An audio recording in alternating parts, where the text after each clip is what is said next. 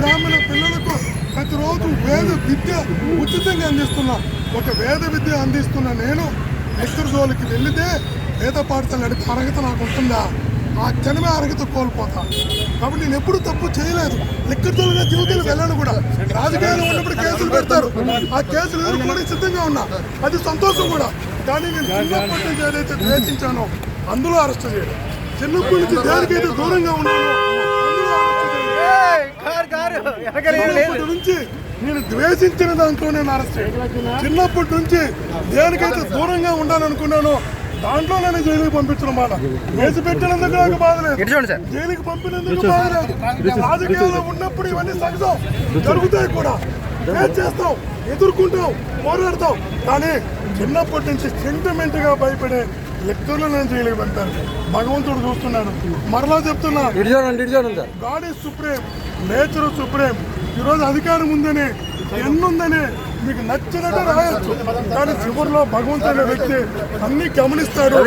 భగవంతుడు ఇచ్చే శిక్షణ నుంచి మీరెవరు తప్పించుకోలేరనే విషయాన్ని ప్రతి ఒక్కరూ గమనించాలి, గుర్తించాలి. ఏం చేస్తాం కానీ ఏం చేస్తాం, ఎదుర్కోవడానికి సిద్ధంగా ఉన్నాం. Okay sir.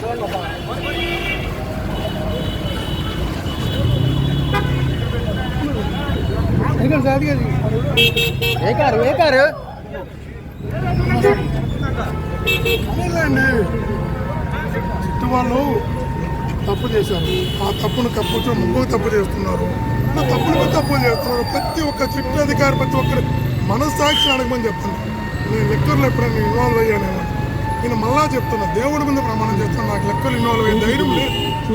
సెంటిమెంట్ కూడా. మా అమ్మ సూసైడ్ చేసుకోబోయింది మా నాన్న తాగుడు వల్ల. మా నాన్న చనిపోయాడు, మా తమ్ముడు చనిపోయాడు. పంచను నేను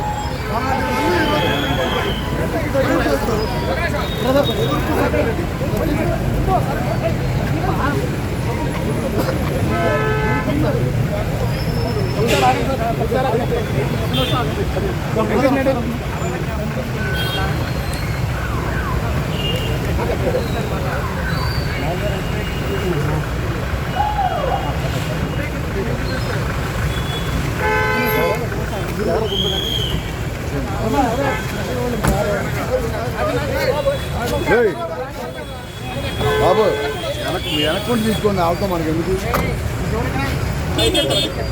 డోర్ డోర్